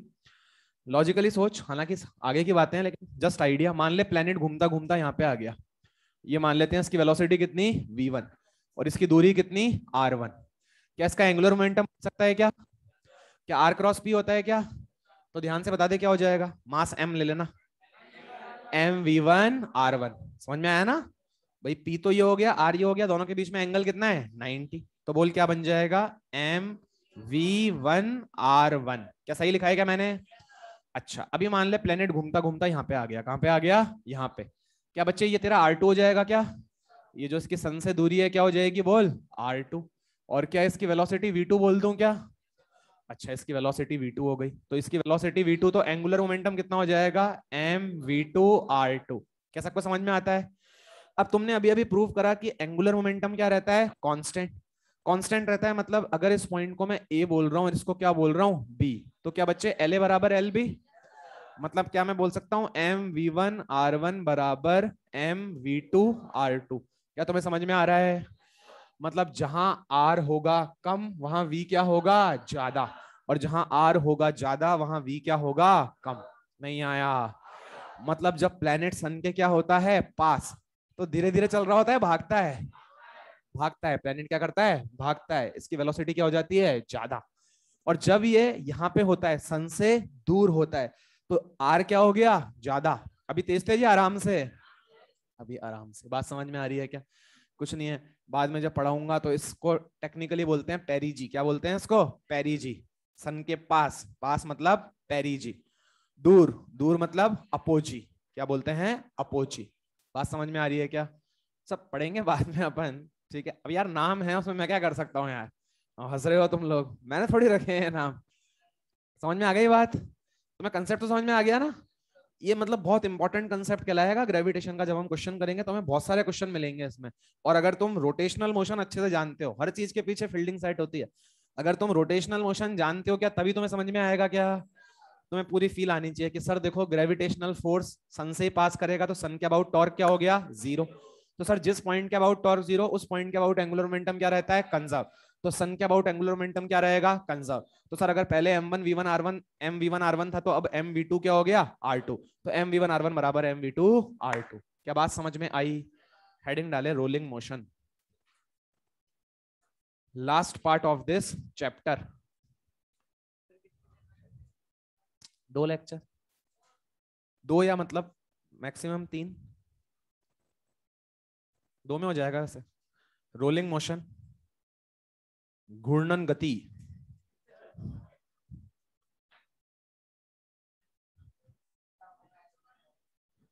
है बेटा?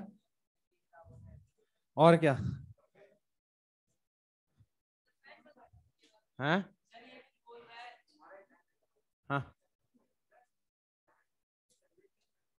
क्या बेटा? प्लेनेट अपनी स्पीड रेगुलेट ग्रेविटेशनल फोर्स की वजह से। भाई कोई भी जो प्लेनेट है उसको जब घूम रहा है ऑर्बिट पे, तो उस पे क्या लग रहा है? Gravitational force. That is G M M upon R square. और वो ग्रेविटेशनल फोर्स ही उसको रिक्वायर्ड सेंट्रिपिटल मान सकते हो आप, छोटी सी ऑर्बिट के लिए वो प्रोवाइड कर रहा है, तभी वो प्लेनेट क्या कर पा रहा है, घूम पा रहा है। तो कहीं पे फोर्स क्या होगा, ज्यादा, कहीं पे फोर्स क्या होगा, कम, आर के साथ वेरी करेगा, उस अकॉर्डिंग उसकी स्पीड क्या करेगी, वेरी। क्या समझ में आई बात? रोलिंग मोशन, अब ध्यान से समझो इसको। अगेन रोलिंग मोशन बड़ा इंटरेस्टिंग सा टॉपिक है, और अगर ध्यान से समझोगे तो बिल्कुल क्रिस्टल क्लियर जाएगा। भाई जो पहिया चलता है, व्हील होता है ना, व्हील क्या कर रहा है, रोल। व्हील क्या कर रहा है, रोल। जब व्हील रोल करता है बच्चे, तो क्या व्हील आगे भी जाता है क्या, और क्या व्हील घूमता भी है क्या, ये रोलिंग कहलाती है। Rolling is basically combination of translational and rotational motion. Simply it is the combination of translational and rotational, मतलब बॉडी ट्रांसलेट भी कर रही है और रोटेट भी कर रही है। अभी तक देखो तुमने एनएलएम के टाइम पे ट्रांसलेशनल मोशन पढ़ा, ये पूरा चैप्टर तुमने अभी क्या पढ़ा, रोटेशनल। अब तुम दोनों को क्या कर रहे हो, कंबाइन। तुम दोनों को कंबाइन कर रहे हो, ट्रांसलेशनल और रोटेशनल को क्या कर रहे हो, जोड़ रहे हो, और दोनों को जोड़ने पे क्या मिलेगा, रोलिंग मोशन। तो लिखो rolling motion, combination of translational and rotational motion, combination of translational and rotational motion.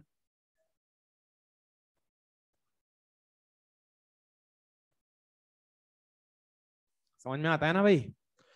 Combination of translational and rotational motion. जैसे जो अपनी कार चलती हैं या बाइक जो चलती है, जो व्हील होता है, व्हील कुछ इस तरह का मोशन करता है क्या बेटा, या कुछ इस तरह का मोशन व्हील कर रहा है, मतलब क्या व्हील घूम भी रहा है क्या, और क्या आगे भी जा रहा है क्या, इसी मोशन को क्या बोल रहे हैं, रोलिंग मोशन। अब देखो इसको अपन आसान कैसे बनाएंगे, भाई सर घूम भी रहा है चल भी रहा है सर, कंफ्यूज हो जाएंगे हम तो। अब इसको आसान कैसे बनाएंगे, क्या हम अगर अकेला चल रहा होता जानते हैं क्या, अगर अकेला चल रहा होता तो क्या एनालिसिस जानते हैं क्या, अगर अकेला घूम रहा होता क्या एनालिसिस जानते हैं क्या, प्रोजेक्टाइल मोशन याद करो। क्या प्रोजेक्टाइल मोशन में मैंने उसको दो में तोड़ा था क्या, हॉरिजॉन्टल और वर्टिकल। मैं हॉरिजॉन्टल मोशन अकेला जानता था, मैं वर्टिकल मोशन अकेला जानता था, क्या दोनों को कंबाइन कर दिया था, क्या कंबाइन करने में प्रोजेक्टाइल आ गया था। तो यहाँ पे भी हम यही करेंगे। हम अगर मान लीजिए व्हील अकेला ट्रांसलेशनल मोशन कर रहा होता तो क्या होता देखेंगे, अगर अकेला रोटेशनल मोशन कर रहा होता तो क्या होता है देखेंगे, और अगर दोनों कर रहा होगा तो दोनों को क्या कर देंगे, जोड़ देंगे, दोनों को कंबाइन कर देंगे। क्या बात समझ में आई? आइए तो देखते हैं अगर ट्रांसलेशनल मोशन होता है तो क्या होता है। ट्रांसलेशनल मोशन, बच्चे याद कर, तुम्हें इस चैप्टर के स्टार्टिंग में क्या मैंने ट्रांसलेशनल मोशन बताया था क्या, अगर कोई बॉडी ट्रांसलेट करती है तो क्या हर एक पार्टिकल की वेलोसिटी सेम होती है, अलग अलग होती है, हर एक पार्टिकल की वेलोसिटी क्या होती है, सेम। जैसे मान ले डस्टर है, ये डस्टर ट्रांसलेट कर रहा है, ये 5 मीटर पर सेकंड से क्या कर रहा है, मूव कर रहा है। तो इस डस्टर पे जितने भी पार्टिकल्स होंगे सब कितने से मूव कर रहे हैं, 5। भाई इस डस्टर पे अगर ये अगर पार्टिकल्स हैं, तो अगर ये डस्टर 5 से आगे जा रहा है तो क्या हर एक पार्टिकल 5 से आगे जा रहा है क्या, तो ट्रांसलेशनल मोशन में हर एक पार्टिकल की वेलोसिटी क्या होती है, सेम। मतलब अगर मैं व्हील के ट्रांसलेशनल मोशन की बात करूं तो देख व्हील का ट्रांसलेशनल मोशन कैसा दिखेगा।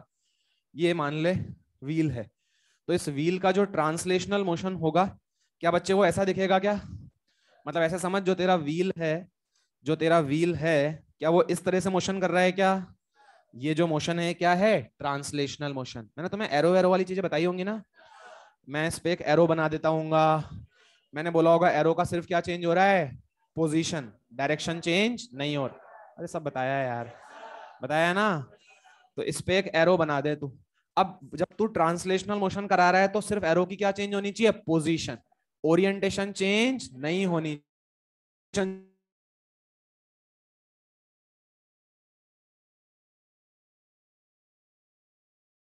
करेगा तो एरो की पोजीशन चेंज होगी, ओरिएंटेशन। ये एरो अभी ऐसे सीधा, फिर ऐसे ऐसे ऐसे, अरे ऐसे होगा ना भाई। चलो तो आ जाओ ट्रांसलेशनल मोशन समझते हैं। तो ये हमारा व्हील हो गया, अगर ये ट्रांसलेट कर रहा होता तो क्या हर एक पार्टिकल की वेलोसिटी सेम होती क्या, मान लेते हैं इसका सेंटर ऑफ मास कितने से आगे जा रहा है, वीसी, कितने से आगे जा रहा है, वीसी। तो क्या हर एक पार्टिकल वीसी से आगे जाएगा क्या, इस वाले पार्टिकल की वेलोसिटी बोल वीसी, इसकी बोल, इसकी बोल,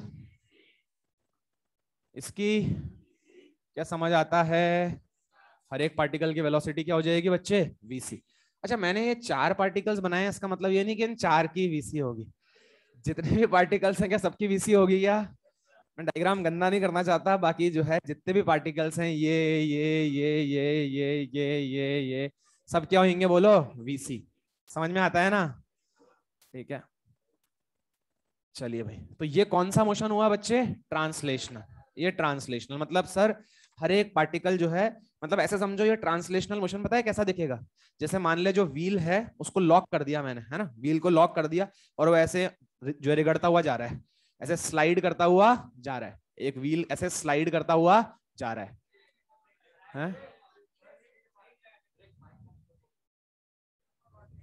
स्लिप मरवाते हैं, वाह। चलिए, अरे तुम्हें समझ में आ गया ना, भावनाओं में बह जाते हो। चलिए, ये समझ में आया तुम्हें? ये कौन सा मोशन है? ट्रांसलेशनल। अब कौन सा मोशन देखेंगे? Pure rotational. अच्छा, ये प्योर ट्रांसलेशनल है क्या? प्योर समझते हो ना? पानी नहीं मिला हुआ है इसमें, है ना, प्योर है ये। भाई प्योर का मतलब इसमें रोटेशनल मोशन नहीं हो रहा, सिर्फ क्या हो रहा है? ट्रांसलेशनल। चलो भाई आ जाओ, रोटेशनल मोशन। हाँ भाई, रोटेशनल मोशन जानते हो ना? रोटेशनल मोशन की फील करनी है तो समझो, साइकिल देखिए, साइकिल को पीछे से उठा लिया मैंने, जो कैरियर है ना उस पे से उठा लिया मैंने, ऐसे उठा लिया। अभी तुम पेडल मार रहे हो, क्या होगा? क्या होगा? साइकिल आगे जाएगी? साइकिल आगे नहीं जाएगी। मैंने उसको उठा लिया तो क्या पहिया घूमता रहेगा? क्या पहिया घूमता रहेगा? तो वो क्या कर रहा है? Rotational motion. सिचुएशन समझ में तो आ गई ना? अरे वो पुराने जमाने की एटलस वाली साइकिल नहीं होती थी जिसमें वैसा वाला स्टैंड होता था, उस स्टैंड पे लगा के अगर तुम पेडल मारोगे तो क्या गाड़ी आगे जाएगी? क्या नहीं जाएगी। समझ में आ रहा है ना? है साइकिल में, हाँ हाँ, वही वही वही बोल रहा हूँ। तुम्हें समझ में आया ना? हाँ, चलो, मतलब पूरी डिटेल चाहिए। अब कंसेप्ट तो सर भाड़ में गया, अब हम साइकिल का एनालिसिस करेंगे सर। कौन सी कंपनी की साइकिल है, कितने स्टैंड लगाऊं उसमें। चलो आ जाओ, देखो ध्यान से। रोटेशनल मोशन, तो भाई मान लेते हैं ये व्हील कितने से घूम रहा है बोलो? ओमेगा। तो ये अपने एक्सिस के अबाउट कितने से घूम रहा है? ओमेगा। तो हर एक पार्टिकल, अगर बॉडी प्योर रोटेशनल मोशन करती है तो हर एक पार्टिकल क्या परफॉर्म करता है? हर एक पार्टिकल क्या परफॉर्म करता है? Circular motion. अरे करता है नहीं करता? जो पास होते हैं क्या वो छोटे सर्किल में घूमते हैं? जो दूर होते हैं क्या वो बड़े सर्किल में घूमते हैं? अच्छा, तो ये पार्टिकल भी बेटा काहे में घूम रहा होगा? इसकी वेलोसिटी बता दे कैसे होगी? Omega R. क्या होगी इसकी वेलोसिटी? Omega are. डायरेक्शन भी बता दे। ऊपर की तरफ होगी? नीचे की तरफ बना दूं? ऊपर बनाऊं नीचे बनाऊं? कहाँ बनेगी? आगे। समझ में आता है ना? अरे यार, ओमेगा से घूम रहा है तो वेलोसिटी क्या होगी? Omega R. क्या टेंजेंशियल होगी? क्या पक्की बात है, वेलोसिटी क्या होगी? Omega R. अच्छा बच्चे, इसकी? Omega R. अच्छा इसकी? आगे या पीछे? Omega R. इसकी? Omega R. अच्छा, जो बाकी पार्टिकल्स हैं सर्किल में घूम रहे हैं नहीं घूम रहे हैं? घूम रहे हैं, है ना, मैंने बनाए नहीं है, वो भी डेफिनेटली घूम रहे हैं। अच्छा, जो पास होंगे उनका रेडियस आर होगा या कम होगा? कम होगा उनका रेडियस, लेकिन हर एक पार्टिकल काय में घूम रहा है? सर्कल। तो भाई ये ट्रांसलेशनल मोशन था, हर एक पार्टिकल की वेलोसिटी क्या होती थी? सेम। रोटेशनल मोशन में जो पार्टिकल्स रिम पे प्रेजेंट हैं उन सबकी स्पीड क्या हो जाएगी? Omega are. लेकिन डायरेक्शन सबका क्या होगा? अलग अलग। क्या बात समझ में आई? This is translational, this is rotational. क्या अकेला हम दोनों को जानते हैं क्या? अब दोनों को क्या करना है? जोड़ना है। दोनों को जोड़ेंगे तो जो हमें मिलेगा वो क्या मिलेगा? रोलिंग। जोड़ेंगे तो क्या मिलेगा बोलो? रोलिंग। तो बच्चे जोड़ने पे क्या पता लगा? अगर कोई बॉडी रोल कर रही है तो हर एक पॉइंट के पास कितनी वेलोसिटी है? एक या दो? कितनी वेलोसिटी है? दो। एक तो किसकी वजह से? ट्रांसलेशन। और एक किसकी वजह से? रोटेशन। शाबाश। चलो मुझे ऊपर वाले पॉइंट की बताओ। VC plus omega R. भाई डेफिनेटली ऊपर वाले पॉइंट की क्या हो जाएगी? VC plus omega R. इस वाले पॉइंट की देखें तो क्या ट्रांसलेशन की वजह से आगे की तरफ वीसी, और क्या रोटेशन की वजह से नीचे की तरफ ओमेगा आर? नहीं आया। इस वाले पॉइंट की देखें तो क्या ट्रांसलेशन की वजह से आगे की तरफ वीसी और रोटेशन की वजह से पीछे की तरफ ओमेगा आर? इस वाले पॉइंट की देखें तो ट्रांसलेशन की वजह से आगे की तरफ वीसी और रोटेशन की वजह से ऊपर की तरफ ओमेगा आर। क्या तुम्हें समझ आता है या नहीं आता? क्या बात समझ में आई? तो कुछ भी नहीं है सर, आपने ट्रांसलेशन अलग बता दिया, रोटेशन अलग बता दिया, दोनों को जोड़ दिया तो हमें क्या मिल गई? बोलो, रोलिंग। क्या बात समझ में आई क्या? हाँ बेटा बोलो। हम्म, नहीं नहीं, वो बेसिकली वहां पे ये जो है, यहाँ पे ये चीज क्या होनी चाहिए? परफेक्ट हमेशा जो है वो, मतलब यहाँ पे झटके आ रहे हैं जो तू बोल रहा है ना भाई। रोल कौन कौन सी चीजें कर सकती हैं? ये रोलिंग नहीं कहलाएगी। रोल कौन कौन सी चीजें कर सकती हैं? सिलेंडर रोल कर सकता है, स्फेयर रोल कर सकता है, डिस्क रोल कर सकता है, रिंग रोल कर सकती है। अब तू बोले सर मैं क्यूब को रोल कराऊं, तो वो प्रैक्टिकली पॉसिबल नहीं है। एक गुलामंटी खाएगा उसके बाद क्या हो जाएगा? वो रुक जाए। ठीक है, तो दैट इज नॉट। ये तो करेगा ना, ये तो सिलेंडर है। कैसे जा रहा है? एक बार मेरे को जाके तो बता दे इसको, ये कैसे चला जाएगा? हैं? अबे कैसा भी फ्रिक्शनलेस मान ले तू, अगर उसको घुमा ऐसे रहा है तो इस साइड तो जाएगा ही जाएगा। कोई जादू थोड़ी है। अरे भाई मैं कह रहा हूं कुछ भी, कोई सी भी लेस है, अगर ये चीज ऐसे घूम रही है, ऐसे अगर ये घूम रही है और फिर तू क्या कह रहा है ये आगे जा रहा है, that is not rolling. That is not rolling. वो जो हो रहा है that is not rolling motion है। हाँ केस पॉसिबल है अगर फ्रिक्शनलेस सरफेस ले लेगा तो, फ्रिक्शनलेस सरफेस पे पॉसिबल है, लेकिन दैट इज नॉट रोलिंग। ठीक है? हैं? उसको बोलेंगे बट जो है सिंपली जो बॉडी है उसकी सिंपली क्या चेंज हो रही है? आपकी पोजीशन, और वो अपने एक्सेस के अबाउट क्या कर रही है? घूम रही है। बट उसको रोटेशनल, उसको रोलिंग मोशन नहीं कहेंगे। ठीक है? ये वाला केस, ये तो कहीं भी ऑब्जर्व नहीं होता है, तो इसके दिमाग में ऑब्जर्व होता है और कहीं भी ऑब्जर्व नहीं होता। ये जो केस है, ऐसा कोई केस होता है क्या फर्जी केस? पहले तो फ्रिक्शनलेस ले लिया, कोई एक्चुअल चीज फ्रिक्शनलेस होती है क्या? उसके बाद फिर कोई चीज ऐसे घूम रही है, ऐसे आगे जा रही है, कुछ भी। तो ऐसा केस सिर्फ इसके दिमाग में ऑब्जर्व होता है और कहीं ऑब्जर्व नहीं होता। क्या तुम्हें रोलिंग समझ में आई क्या तुम्हें? अब है? अरे ड्रिल मशीन अलग चीज है। ड्रिल मशीन के अंदर तो जो तुम्हारा बिट है वो क्या कर रहा है? रोल। और तुम उस पे हाथों से क्या लगा रहे हो? फोर्स। उससे वो चीज कहां जा रही है? अंदर जा रही है। वो रोलिंग थोड़ी है। रोलिंग के लिए तो जिस डायरेक्शन में बॉडी तुम्हारी घूम रही है साथ में कहां जा रही है? आगे। यहाँ तो क्या हो रहा है? डिग डिग डिग डिग हम ड्रिल कर रहे हो तो घूम तो ऐसे रहा है और ट्रांसलेट कहां कर रहा है? आगे कर रहा है। तो वो that is not rolling motion. वो कहां से रोलिंग हो जाएगा? ठीक है, चलिए। वहां पे तो एक्चुअल में तो क्या हो रहा है? बॉडी रोटेट कर रही है, तुम उसको धक्का देके आगे क्या करा रहे हो? ट्रांसलेट। अपने आप थोड़ी जा सकता है वो। ठीक है भाई, मैं ड्रिल मशीन को रख दूं ऐसे और मैं बोलूं कि देख ड्रिल मशीन आगे जा रही है, क्या जाएगी? क्या सिर्फ घूमती रहेगी, आगे थोड़ी जाएगी यार। चलो, है? अरे भाई पढ़ ले यार, तू क्यों फालतू में, मतलब आइंस्टीन तू ही बनेगा मुझे लग रहा है। चलो, यहां तक बातें क्लियर हो गई क्या तुम्हारे को? टाइम हो गया क्या? बेल बज गई? अरे पक्का बज गई क्या? मुझे सुनाई नहीं दी यार। चलो, ओके बच्चों, bye bye, Radhe Radhe. No no, not possible.